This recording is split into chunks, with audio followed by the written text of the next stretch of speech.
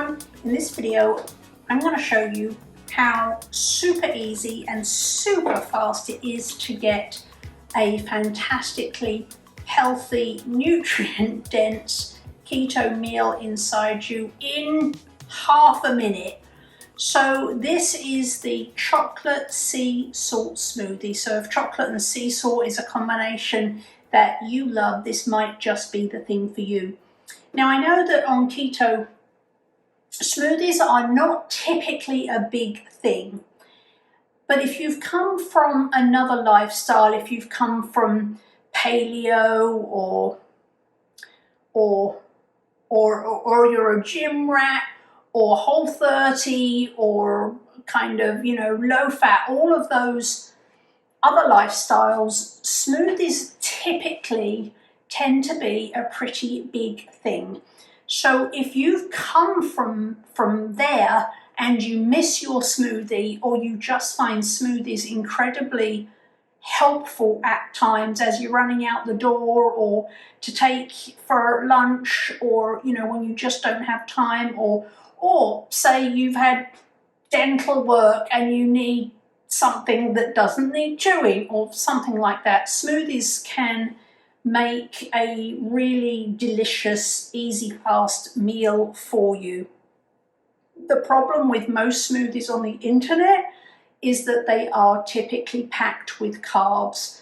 They tend to use a lot of fruit, particularly bananas, and all up, they tend to involve a lot of carbs. So keto smoothies have to be kind of formulated very differently. And I'm going to show you how easy it is. And if you're brand new to the kitchen, you will laugh at how easy it is to get great tasting, nutrient dense food on keto that takes you 1 minute. So we're going to get all of our ingredients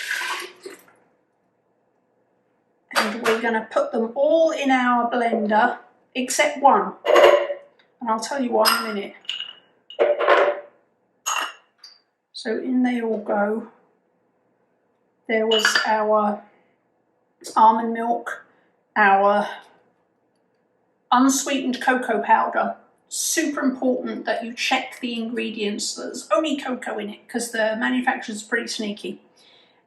Make sure your almond milk is unsweetened. Unsweetened cocoa powder.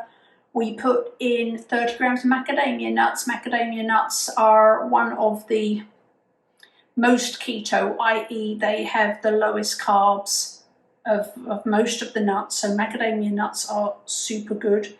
Sea salt. Sea salt is magical, I'll tell you why in a minute. Then we have our vanilla extract went in and our sweetener went in.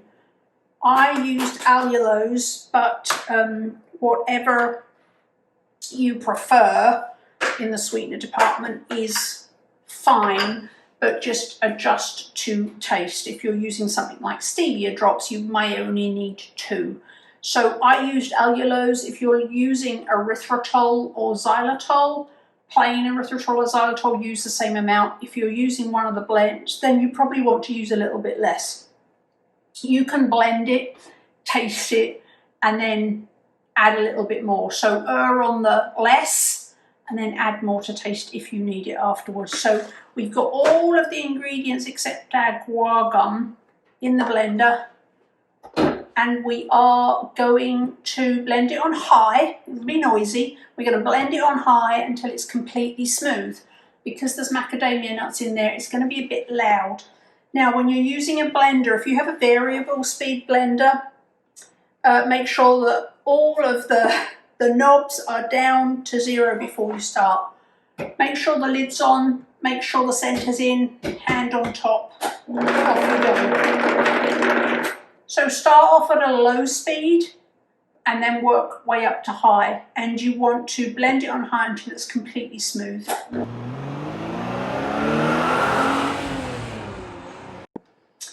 Pretty much when it stopped rattling, you're probably going to find that it's pretty smooth. But if you're unsure, you can always just see if it's smooth. I'm just going to give it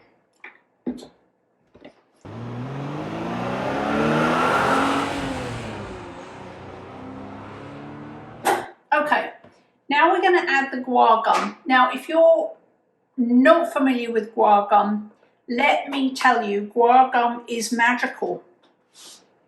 And if you don't have any, I highly recommend that you get yourself some. You only use a tiny amount at a time, so a little amount lasts you a really long time. One of the things guar gum does is it's a really good emulsifier. And it will change the consistency of your smoothie, this smoothie or any smoothie, into a magical, thick, not too thick, but it will turn it into those magical smoothie consistency. It will also mean that none of the ingredients separate out. You know, often smoothies, they're great when you make them, but then when you leave them, they kind of separate out a bit and they don't have the best texture. A lot of smoothies don't have great texture. Guar gum will fix all that. So what you want to do is you want to turn your blend, take the center out of your blender, all the knobs to 0. You want to turn it on, and then you want to turn the speed up until you can see that vortex, and then you just want to slowly tap your guar gum through the lid.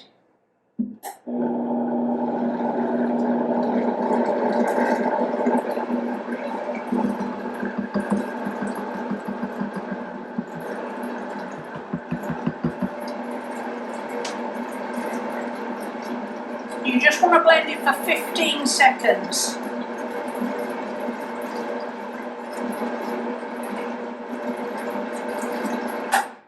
And that's it. Guar gum, seriously, I have new, magical. Don't skip it.